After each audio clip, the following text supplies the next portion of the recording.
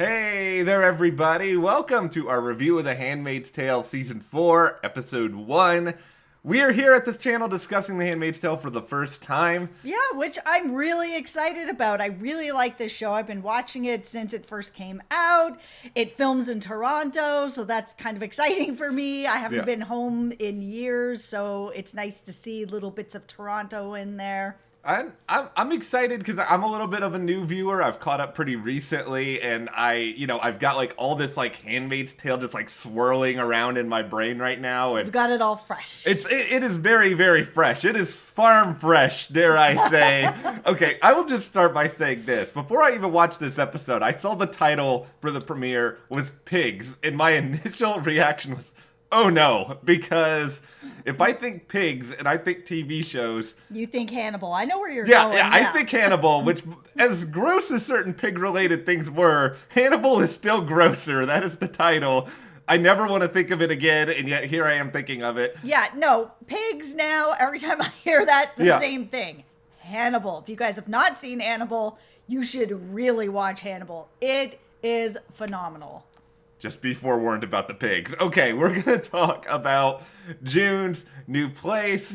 What's going on with Commander and Mrs. Keyes? Does Commander Lawrence have himself a new role in this world? Yeah. We'll dive into it, but before we do, if you guys enjoy this video, and also if you want to stay up to date with all of our Handmaid's Tale coverage, hit that subscribe button because, we are going to be here, marching our way through all of Season 4. Hopefully it will be as captivating and as shocking and destroy our hearts into bits and pieces. Yeah, and the first three episodes have all dropped on Hulu, so we're going to have these reviews sort of one up after another, so look out for them throughout the day. Can we just start big picture here and just say, I really like this premiere a lot. I didn't love Season 3. I think Season 3 is the worst of the first three seasons, but I like Except for that Belinda Carlisle episode where she was in the hospital. That was so good. Yeah, that was a really good episode, and I think Season 3 got better as it went along, and maybe it's because they knew they had such good stuff early on in Season 4. I love that this was all just present tense. Like, I kind of felt like the flashbacks in Season 3 especially started to get a little bit stale, and it's like, okay, I really don't need to see what June and Luke's life was in an insert time period here now. I'm glad we kind of just stayed in this time frame. Yeah, and I mean, we're in a very different place now with June, because she's gotten away with a lot throughout this season. A lot more than I think other people would have gotten away with. I mean, she has really led a resistance even when it wasn't taking all these children across the border. She's been doing things for all these seasons already. So I'm kind of surprised that she hasn't been punished a lot more than she has. Now that she has done this, though, she is just clearly a wanted woman. Canada even knows her name and has, told the Waterfords, by the way, it's your handmaid that has done this, so just so you know. Yeah, which was totally a power move on their part. It's sort of like just, this is your responsibility. That's even though, okay, you know what? The Waterfords, we got a lot to say about them, but June... Okay, June was not in a good shape at the start of this season, clearly. No, so, I think we were all a little bit worried when she got to that house, what was actually waiting at this house. And the moment that man said, you're safe, you've arrived, you're safe, and she just fell down exhausted, I kind of wondered how long it was going to take her to kind of get going again and be able to heal up. I mean, she had been shot. She was exhausted. It was a long journey. She's been protecting a lot of people, and she's just been fighting and fighting and fighting and fighting for years. So that first scene where she meets Mrs. Keyes and Mrs. Keyes is all amped up and is like, oh man, I'm so glad you're here. We gotta be murdering people. Let's go. And June, you could see that she was just done for right now.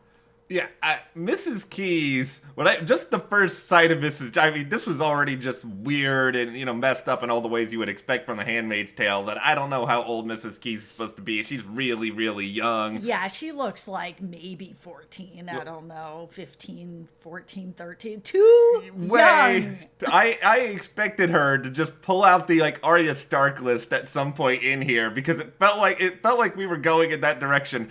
We must kill this person and this person and this person and the mountain. And it's like, okay, this story did not go everywhere I was expecting. Granted, I think this is kind of a classic. This is almost like a horror movie trope where anytime you see the house that's sort of out there and they're like, we will take you in. You go in there and then you find out that there's experiments on dead people going on in the basement or something. Yeah, and I mean, it was... The scene that really got me was the talk with June and Mrs. Keys at the very beginning, not the one that's a little bit later on where she admits everything that's happened to her. Yeah. But sort of, Mrs. Keys has this expectation that June is the savior, that she is there to sort of empower women, get women either across the border, help them fight back. She just is in a mode that she wants to fight.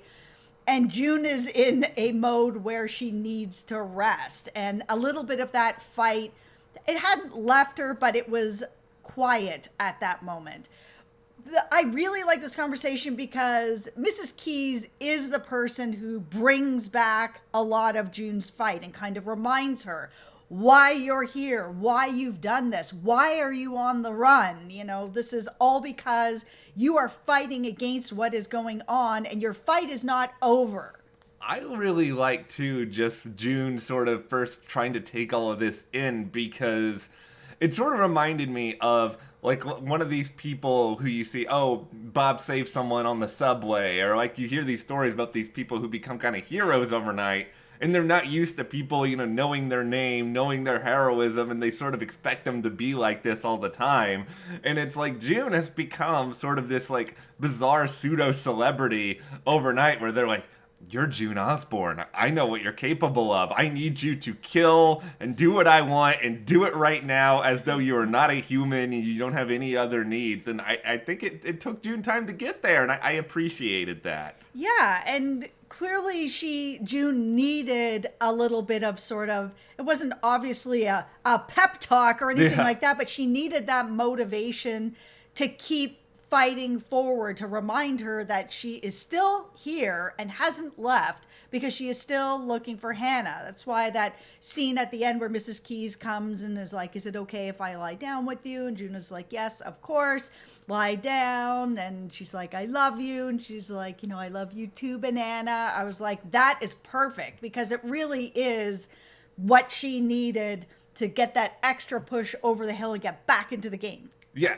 this was, in a lot of ways, this was a transition episode. It's sort of here's what happened to June. How can June get back to being that person who, tried to rescue all the kids? And, okay, this needs to be where we have the Janine conversation here for a moment, because Janine is a tremendous character. I am a big Janine fan. So yeah. It's just maybe it's we're part of the one-eyed army. I can't see in one eye. She can't see in one eye. We're and I love the animals too, Janine. I understand here fully. And when I saw that pig for the first time, I was just like, oh no, somebody can kill that pig.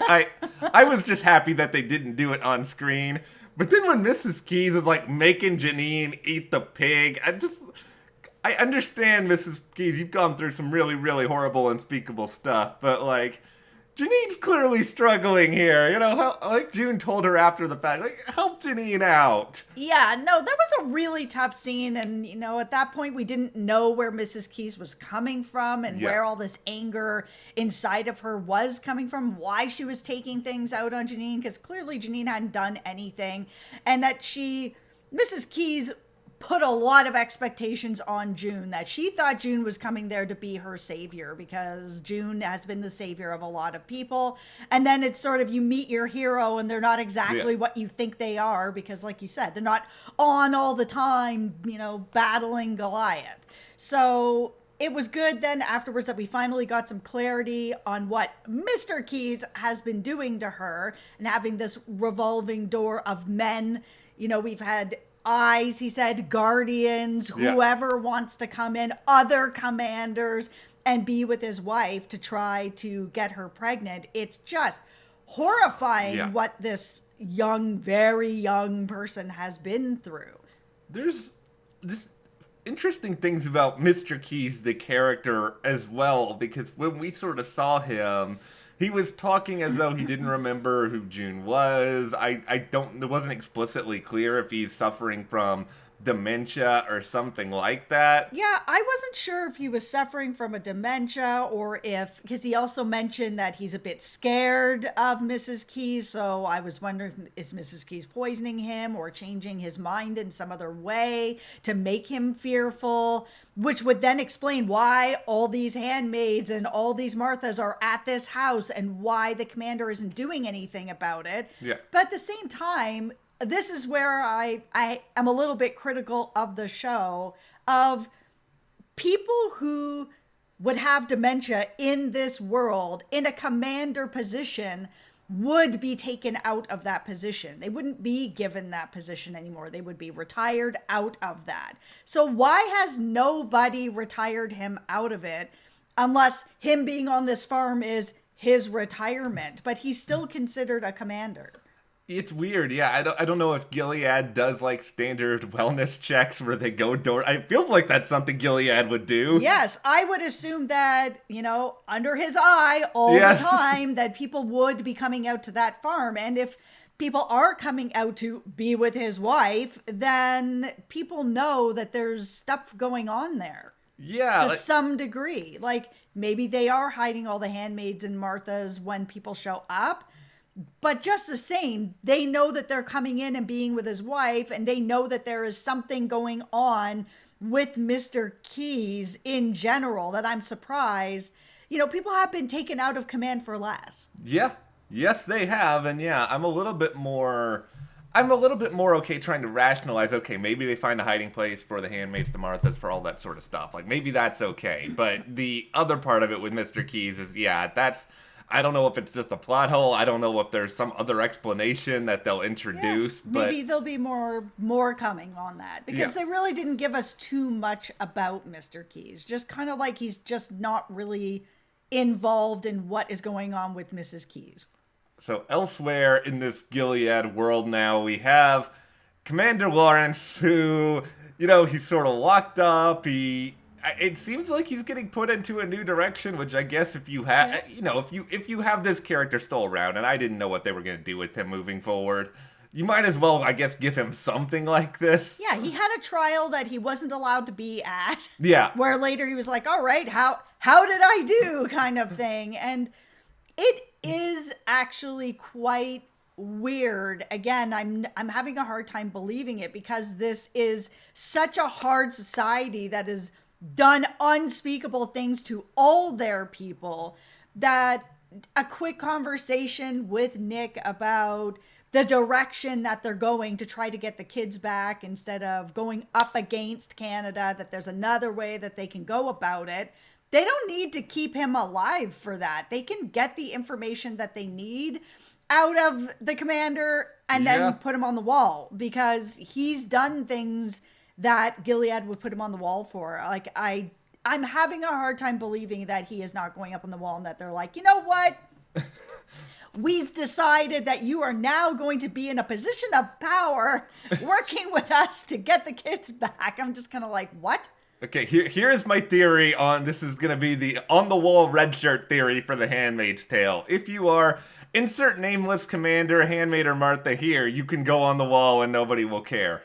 If you are Bradley Whitford, you are not going on the wall. It's sort of, this is why Elizabeth Moss will never be put on the wall throughout all of the Handmaid's Tale. They can't lose her. Yeah, and now that she's as infamous as she is, I can't see her actually just going back into being a handmaid or being part of anything, because if they get their hands on her, she's going to be going on the wall. We even saw the trial with Aunt Lydia and what's going on and her role in all of this, which was really no role. I mean, she didn't do anything, but she was on trial for over 2 weeks. It looks like she's been put through it, sort of thing. So they're all looking for June. She's not going to be going back into any kind of role where she's a handmaid again. The show has shifted gears now.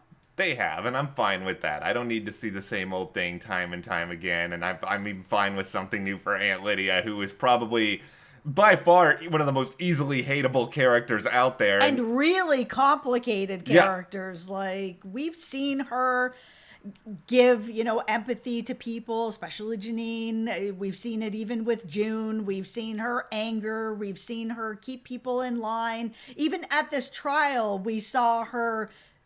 yes, sir, no, sir, whatever you want, sir, until they started, taking shots at the handmaids, and then she was able to sort of slide something in there.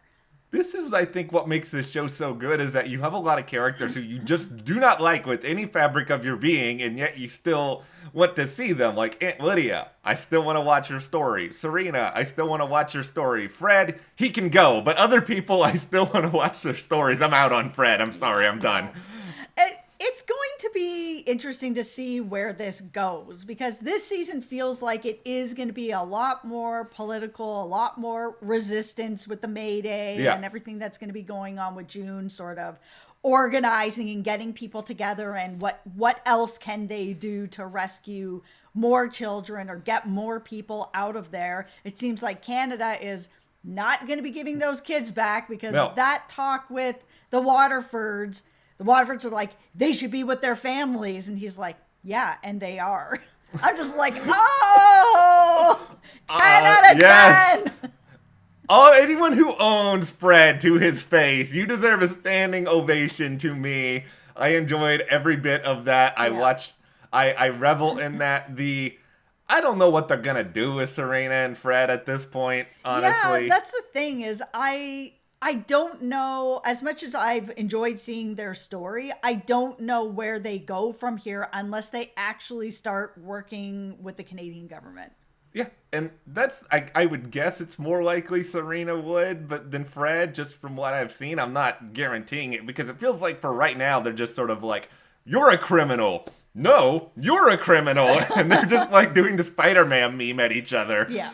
Okay, this is a really good start to this season. Like, I'm just really down to discuss all the rest of this. We're gonna dive into episode 2 pretty much immediately after recording. Yep. So let us know, what did you guys think of Pigs, the episode, the pigs themselves? Good episode. I think it's a really good start to the season. I'm excited to see where things go with June now that she's sort of part of this resistance, and she's this hero, and it's going to be a lot of fun to see it go out this way. I feel like they focused it well. They didn't do too much. We got some good character moments, but let us know what you thought about it. And if you guys did enjoy this video, subscribe, give us a like, support us further. Check those links to the store as well as our Patreon, and we'll see you here next time.